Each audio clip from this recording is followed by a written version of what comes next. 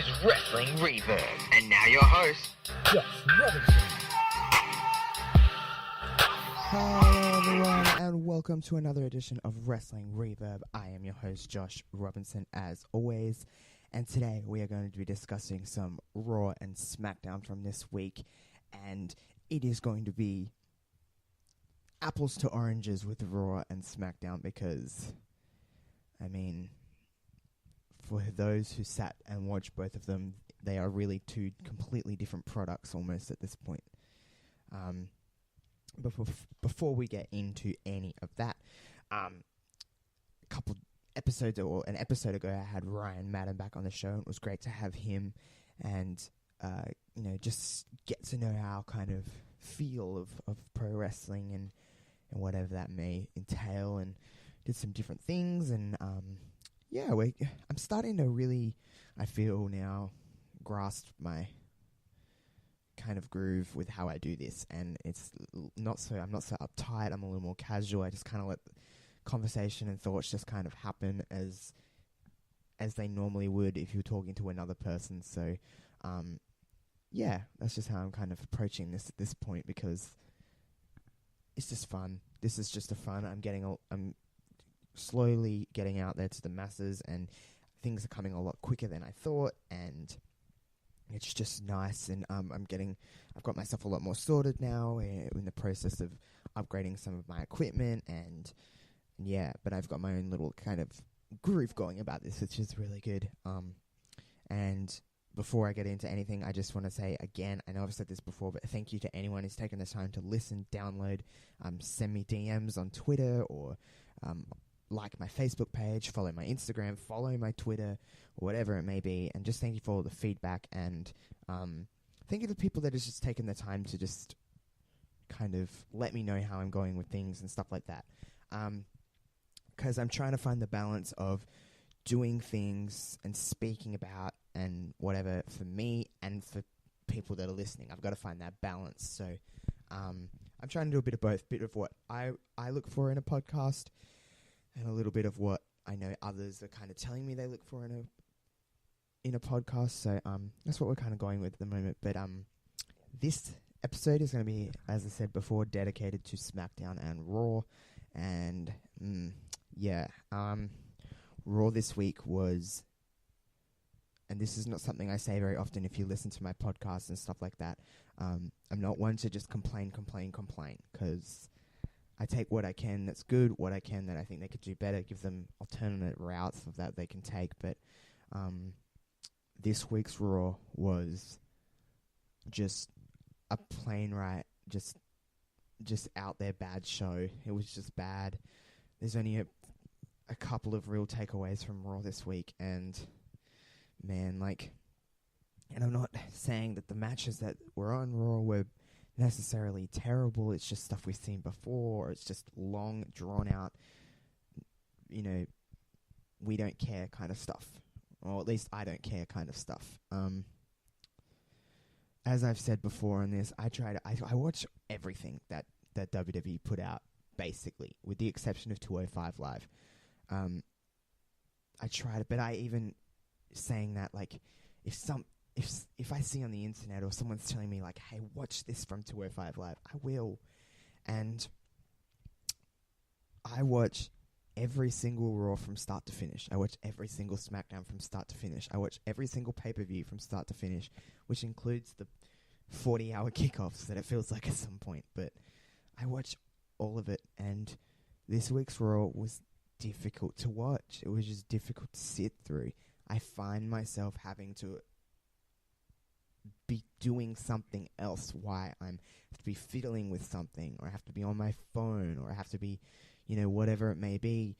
And I'm not going to, I feel like with my SmackDown and Raw review shows, I'm just kind of finding out how to kind of go about these, and I've kind of taken a few different routes of do I just review the show and go step by step and give you my thoughts on everything, or do I just pick up the good stuff and the bad, or the takeaways, or whatever about that. And this week I think I'm going to, as I stated on Twitter and stuff like that, as I said at the start, this is going to be SmackDown and Raw together. I'm going to try and do them together every week just to cut down the amount of just filler stuff that, like how we watch wrestling, we want as least amount of filler as possible. So that's what I'm trying to do with this. So, yeah, I'm doing SmackDown and Raw together, but I think I'm just going to give you my takeaways, my thoughts, whatever. You know how I am on here at this point. Just like Josh likes his wrestling, and Josh likes wrestling to be good. Everybody wants wrestling to be good. That's what we all want. We all want everything to be amazing. But Raw this week, like I said, it was just a chore, just an absolute snooze fest of a show. Nothing really progressed too much, with the exception of a few things. But the biggest takeaway from Raw this week was Paul Heyman and his just wow. We all know how Paul is when he talks, but this is just above and beyond of even what he's done. So to have Paul with Renee Young and just it's hard to even describe how good he really is. It's going to be a shame that if Brock does decide that this is the time to leave, and I don't want Paul to go with him, what I mean, but it's probably seeming more likely that Paul will leave, but we never know. Paul could stick around, which is what I'm hoping for. At this point, I'm not too fussed if Brock was to just go and do other things or not. If he stays, he stays, whatever. I just hope he doesn't stay with the Universal Championship. My problem's never been with Brock. It's been with the fact that Brock has the Universal Championship. But I've talked about that in full before. But yeah, this promo was just really good. I don't know where they're going for SummerSlam. You could almost see if maybe Paul is going to turn on Brock kind of thing, because they've been having their issues, and maybe they go with Paul going with Roman. You don't know what's going to happen there. They showed an unaired version of that segment, and Paul started to see, like he said on Raw, this Brock Lesnar is something he's never seen, and Roman doesn't stand a chance. But they aired they put on WWE's YouTube channel, or just WWE.com in general. They put an extended version, and he kind of doubts. He says well, and just kind of looks at Renee, and Renee tries to get more out of him, and he leaves. So maybe there is something going on there that makes us a bit more in tune for SummerSlam and stuff like that. But brilliant stuff. Also, I don't think I have talked about this before, but Renee Young, I think she's up there with some of the greatest announcers, backstage, whatever you want to call what she does, hosts, whatever you want to call interviewers. She's really, really good in her role. And I think she needs, she's the kind of, we've seen, they used her briefly in a storyline, when she slapped The Miz and Maurice slapped her and stuff like that. And she did, for someone who's never been in that kind of situation, I thought she did particularly well. And Renee, I have some admiration and love for Renee. I think she's great. I'm a listener of her podcast. I'm when she had Unfiltered and stuff, and I thought that was all great when she does these exclusive interviews and these backstage, and the host of the kickoff. And I just think she is someone that is a little undervalued of her role in WWE. I think she could do a lot more. I've listened to her in several podcasts. In fact, I actually listened to her podcast from this week with Lillian Garcia on Chasing Glory, and she said that, she's always someone that wants more, and if there's something out of WWE that she wants to do, she's going to try and conquer it. And I just think it would be a shame to see her go. She's just so good in her role. And, she stated the fact that she tried commentary and it was hard. Actually stated on the Lillian Garcia podcast that if a female commentator's spot was to kind of open, she feels like that's her spot to take. That would be her thing. She's been studying commentary a little bit more, and I think it would be, I don't know how accepted it would be, but for me, I think a female commentator is the next part of this women's evolution. It's one thing to have, the girls in the ring and whatever, and what all they have accomplished, and it's all women's pay-per-view, but I think that is the kind of next step, is if it is a female at the announcers table. Maybe, with Corey Graves on both shows, why couldn't she step into SmackDown Live and work with Tom and Byron Saxton. I think that's something that could happen. Also, another thing I think is with the Evolution pay-per-view is that, we describe this as an all-female pay-per-view. Is it going to be an all-female announce team? Because that's something maybe she could take on. Whether she could do play-by-play is another completely different, ball game. But is it something that's going to happen? I don't know. Renee's just, very good at her job in WWE, and I just think she could always do more. I think it's a shame that her Unfiltered show got taken away from the WWE Network. I think it's a shame that a lot of those shows got taken away from the WWE Network. There was so many good original series on there, and they still have their original series. You've got 24, which is fantastic. Ride Along's really good. Camp WWE, but shows like Countdown went away when it first came out, and Unfiltered, and what was Corey Graves' show called? I can't even remember, but his show on the WWE Network was Culture Shock. That was a really good show. And it's just a shame that some of those shows went away. But Renee's just really good, and she always does her roles really well. She was great in this segment with Paul.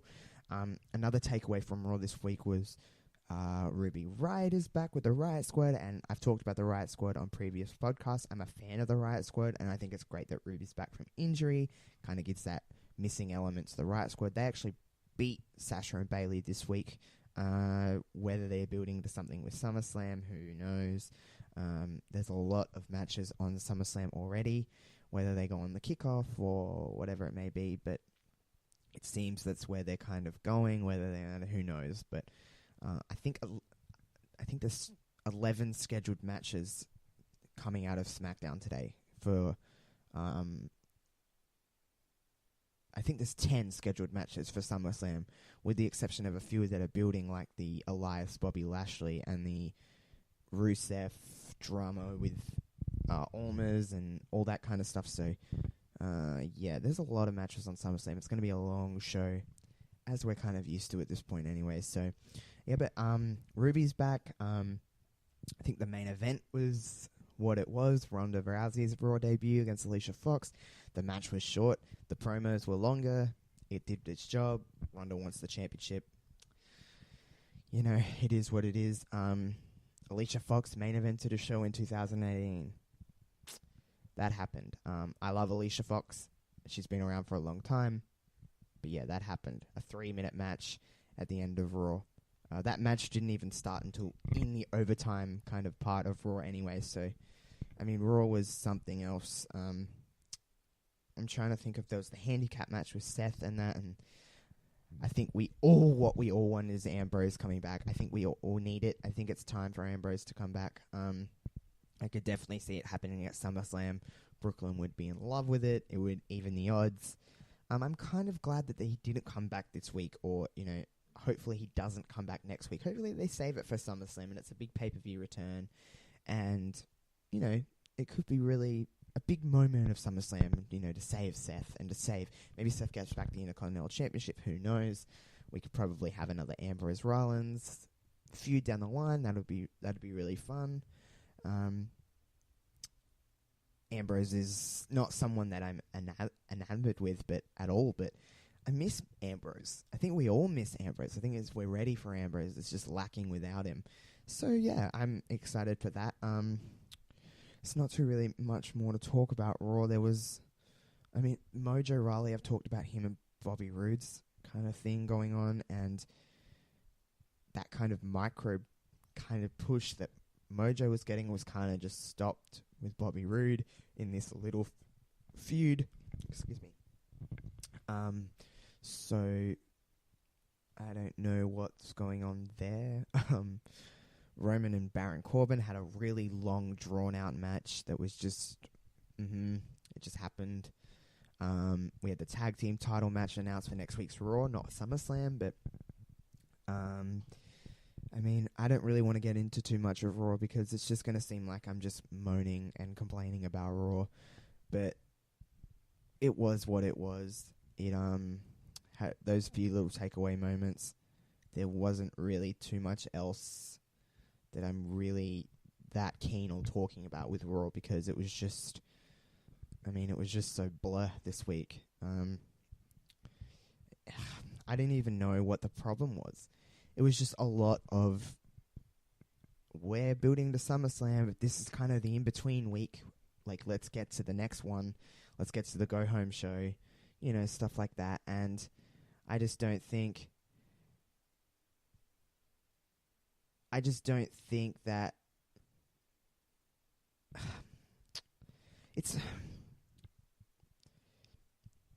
the build for SummerSlam hasn't been awful. I don't think it has been at all. But if they produce this kind of Raw every week, I don't think I could watch it every week.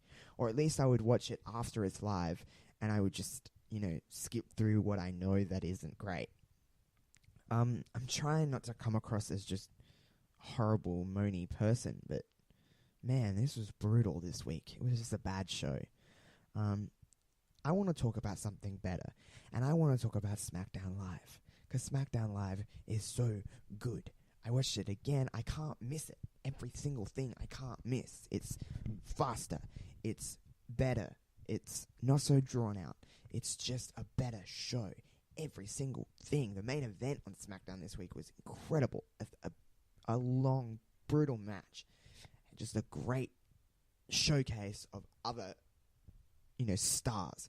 We had feuds that's actually built. We had, moments, and just SmackDown is just so much better. And it started off with another incredible Randy Orton promo. And that's in 2018. And that's all the stuff I've said about Randy Orton being boring and whatever. He's just on fire. He is someone... This is the only time that you'll ever hear me say this about WWE, because I don't think PG is really that bad. I really don't think it is as bad as everyone goes on about. I don't really necessarily... it doesn't bother me either way, whether they're TV 14 or TV PG. A good product is a good product, and you just got to work within the perimeters. But Randy Orton is the only person I can think that would benefit from a TV 14. He could be that little bit more, the beatdowns could be that little bit more violent, that little bit more brutal. But Randy is so good at adapting at the same time, so... This promo this week was another killer promo. He wants to just take away everyone that everybody loves, like Jeff Hardy and stuff like that. I think he's going to maybe, I've always said, and I think everyone just assumed that it was going to be a triple threat at SummerSlam, and it easily still could be. But he'll be involved, nonetheless. Whether it's one-on-one or a triple threat for the United States Championship, he will be involved, and he'll make a big splash at SummerSlam. And it was, wow. What another great promo, just Randy just being Randy. And, I'm excited for Shinsuke. This is weird because I haven't really been too keen on the United States Championship in recent times, but this is, well, everything on SmackDown Live side of SummerSlam I'm just super excited for. There's not one match on the SmackDown Live side that I'm just kind of like, whatever. Every single match. I eat my words on the tag team division stuff because I'm excited for New Day and the Bludgeon Brothers now.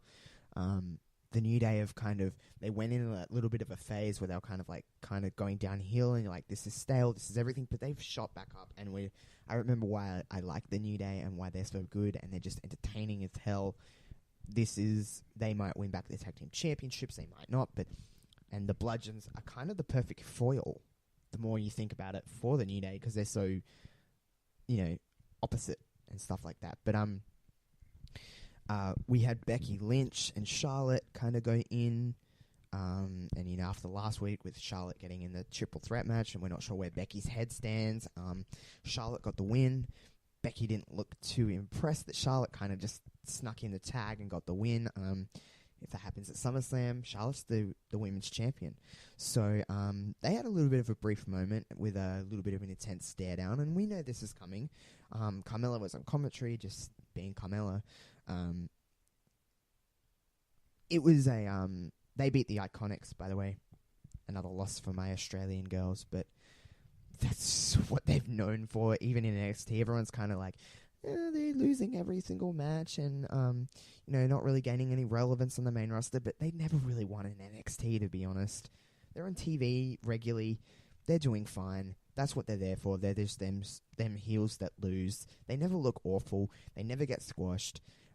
They get mic time. It's fine. I'm fine with my Aussie girls being like that, but I mean, a win's a win for my Aussie girls at the same token. So anytime they're on television, I'm happy. A lot of people don't like the Iconics. A lot of people think they're annoying and stuff like that. But that's what they're meant to be. That's what the Iconics are. They're just annoying, bratty, bitchy girls that think they're better than everyone, and I love it. Is what it is. I'm a little biased, I think, because of my Australian identity, but yeah, I like the Iconics. But yeah, that Charlotte and Becky stuff. Then we went into another women's division match. It was a rematch from last week. It was Lana and Zelina Vega. Another, standard okay match. Nothing wrong, nothing great. Aiden English did his stuff again. I think we might be building to Zelina and Almas versus Lana and Rusev, and I think something with Aiden English is going to get stuck in there.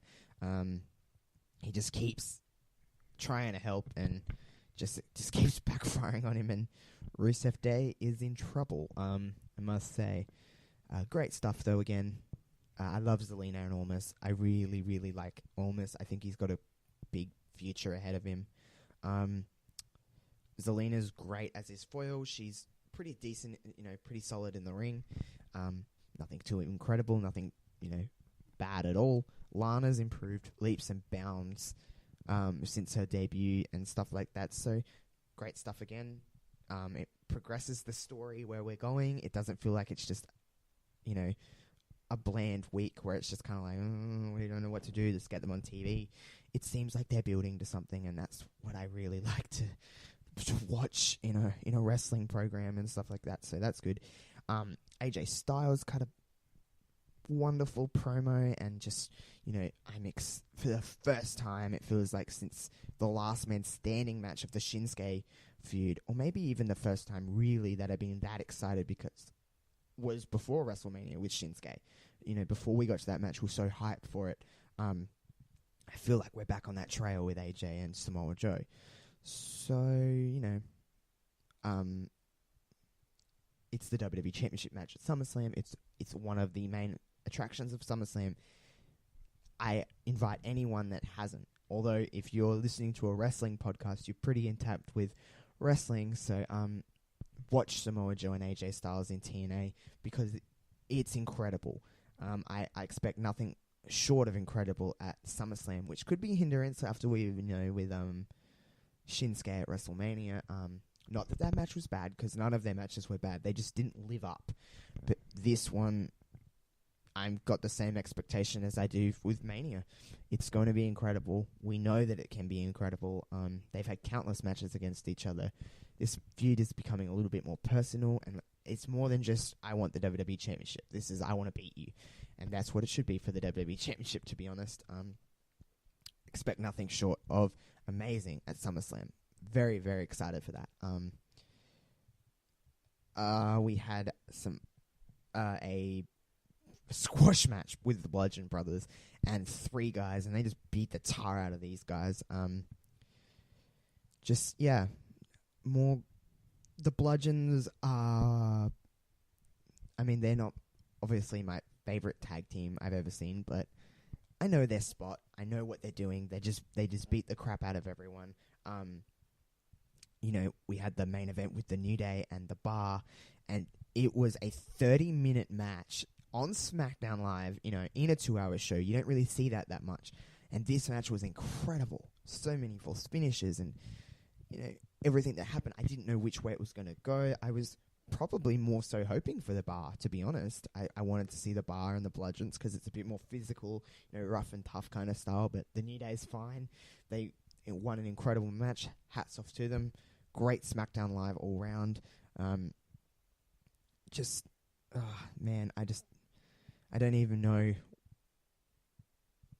what to even think about the comparisons from SmackDown to Raw. Oh, before I forget, I did forget to mention one thing with SmackDown.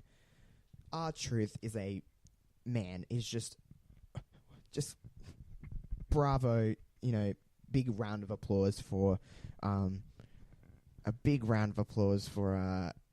R-Truth. Look, I even have a little... Look at that. That's what I think about R-Truth. That right there is what I think about R-Truth. He said something along the lines, I please go and watch this on WWE's YouTube because I'm sure it's there. Him and Ty Dillinger interrupted Shinsuke, and he said something.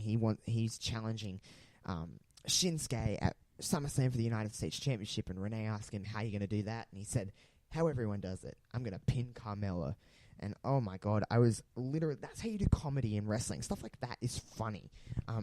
Sometimes it's so forced and stuff they try to make comedy elements happen so unorganically, but with R-Truth, it's just an extension of R-Truth.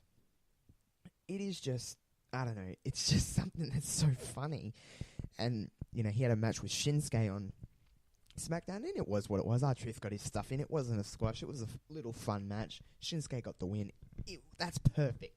Not squashing someone just for the benefit of one person. It helped R-Truth as well. He's on TV. He's fighting the United States champion. R-Truth has always been funny. I can't wait for I just want him to pop up and say something every week, and I'd be happy with seeing R-Truth. But that's what SmackDown does. It utilizes all its talent, and it's just such a different product, such a different show than Raw. Raw is such a struggle, especially this week. Raw is a damn struggle to get through, and SmackDown just, fuck me, it's just so much better. So much fucking better. But I don't even know. The easy answer of fixing Raw is, say, 2 hours. It doesn't need to be 3. I see that, but I also understand the advertisement and the revenue and the sponsorship and whatever, and the money it brings in. I think they make a lot of money off that 3rd hour of Raw, so I don't think that's going anywhere. But even so, like, just because it's 3 hours doesn't mean it has to be a terrible show every week. You have opportunities to get more people on television and to, enhance the stories even more, but they just don't do it. They put the same people in the same spots every single week. For example, the Riot Squad versus Sasha and Bayley was in the same exact time, same exact segment as last week. Why does that need to be like that? Okay, I understand rematches and stuff like that. That's not a problem to me. Why not put it on earlier in the show anyway? Because you had the 2 women's segments at the very end of the show. Why not have it a little bit earlier? It just breaks things up a little bit more. It's just the same stuff. You could turn on Raw every week and you're like, here we go again. SmackDown is just... And SmackDown had a rematch. SmackDown's had matches that you've seen before, but they were utilized different. They had different kinds of matches. They blah, blah, blah. But it's just such a different product. Dude, like, I'm generally excited to watch SmackDown. Like, because as everyone knows, in Australia, SmackDown is live in the morning. It's on at 9:30 in the morning. So I get out of bed and I make sure that I'm awake and alive and kind of, ready for SmackDown. I can't miss the start of SmackDown. I can't miss SmackDown at all. With Raw, it'll almost be like, oh, if I miss the start of Raw, I'm just going to miss the same thing as I did last week. Or I'm going to miss just filler. Or I'm going to miss, like, the first segment being 15 minutes long and then a 3-segment match at the start of every Raw. There's never anything different. When does Raw ever start off with a match? Just a match straight away. When does Raw ever start off with a smaller segment and then a smaller match? Or, like, different people in the first kind of segments. It's the same every single week, and it's the same kind of shit different day with Raw. And I'm not one with wrestling. I try to see the positive in everything, but I can't. I just can't. I'm kind of at my wit's end with Raw. SmackDown, sign me up for. But I don't want this to be a thing of, like, SmackDown is so good, let's add a 3rd hour. I don't want that to ever be a thing. I don't think it will because they're moving to Fox next year, and I think they stated that it will stay 2 hours from, when they move to Fox, but it's just something I don't ever want. When there was talk of SmackDown going to 3 hours, I was generally concerned. I'm like, this is going to just end up being like Raw, and that's not what we want. And Raw's answer for when the first, with the 3rd hour, Raw's answer for, having a 3rd hour at the start of the brand extension was, we have the cruiserweights, so we can fill that, extra hour than SmackDown, by having cruiserweights. But now they don't even put cruiserweights on Raw. They're always on 205 Live, so they're just doing the same stuff every week, and it's just getting a little hard to watch every week. That being said, I'm exactly the same as a lot of fans are. I will have my moments where I'm very angry at Raw or SmackDown or just the product in general, but I'll still watch every week. I'll still do that. And now I have this kind of outlet to kind of talk to you guys about it, and there's probably a lot of people that disagree with me. Maybe some people love Raw. Maybe some people can't stand Raw and don't watch it. Maybe there's people exactly like me who are just like, man, because what I want is I just want Raw to be better. I want Raw to be just a good show. So then, even if it is 3 hours, I'm not fussed with it's 3 hours. I'm the type of person that watches wrestling if it goes for 7 hours. Do you know what I mean? Like, whatever kind of content they put out, I'll watch it all. And I'll always try to watch it with the open mind of, I want this to be really good. But if it's bad, I'm not just going to beat around the bush and be like, oh, but, you know, this is good. No, if it's bad, it's bad. I'm calling it out on it. That being said, I still take away the good parts of Raw. The Paul Heyman stuff was great. I love seeing Ruby Riott back. Ronda Rousey did fine in her Raw debut match. I loved all that. So that being said, I still try to take away the positive from Raw. As I said before, I can't say anything bad about SmackDown because it's not bad, and I don't want it to be bad, and I'm going to ride this wave out as long as it takes, because SmackDown is just quality show. That basically does this week's this review kind of giving process on SmackDown, on SmackDown and Raw, I should say. We're looking forward to SummerSlam. I've got some things ready for next week that we're going to do a little bit of I'm going to have maybe a couple of guests on here, and we're going to do some SummerSlam predictions, see where we're heads at. We're going to talk about a slight build of things, and we're going to give our predictions and see if we're right and wrong. I'm going to do a SummerSlam post-show. We've got a lot of things coming up. This is my first pay-per-view with this podcast, so let's see how we go with things and stuff like that. We've still got one more Raw, one more SmackDown to get to before SummerSlam. I'm going to talk about NXT TakeOver Brooklyn 4. We got a big week of wrestling next week, so get ready to hear this lovely voice more and more in the lead up to SummerSlam and a little bit beyond SummerSlam. I'm very excited for SummerSlam. There is a lot of rematches, I will admit. The main event quality draws are enough to keep me very in tune with SummerSlam. SummerSlam's always great. Brooklyn is my favorite wrestling crowd in the entire world. I love Brooklyn, so I'm excited to hear them. And yeah, that's basically about it for this week's this episode of Wrestling Reverb. Follow me on Twitter, follow my Instagram, like my Facebook page, find me on SoundCloud and YouTube and Spreaker and everything in between, Apple Podcasts, Spotify, and let me know what you guys want to hear me on, because I can only go so far because I only listen to what I listen to on, but any kind of feedback, any kind of suggestions, whatever it may be, DM me on Twitter, tweet at me on Twitter, message me on Facebook, message me on Instagram, comment on my Instagram stuff, comment on my Facebook stuff. So many outlets to get in contact with me. I invite it all. As much as anybody wants to debate what they think or tell me I'm wrong, give me what your take is, because I love wrestling. I love talking about wrestling. I'm never argumentative with anybody about it. I never I'm right, you're wrong. I'm never like that with wrestling. I bring it all in. I invite everything, change my mind on some things if you're that kind of passionate about it. We're all passionate about wrestling. I love wrestling. So yeah, I'm very excited for everything. My Instagram and my Facebook are all just Wrestling Reverb. You'll find it all on there. It has that logo. I'm working on a new kind of logo design. I'm working on some other things with some other people. So I'm trying to get everything looking all spick and span. I'm trying to get in the process of getting some new equipment. I'm really setting up everything as I'm kind of growing my viewership, because viewership is growing rapidly, which is something I didn't expect this quickly anyway. I'm happy if one person listens as opposed to whatever number I'm at. So I'm really excited for everything. But I am signing off on this episode of Wrestling Reverb, and I'll catch you guys next time. Later.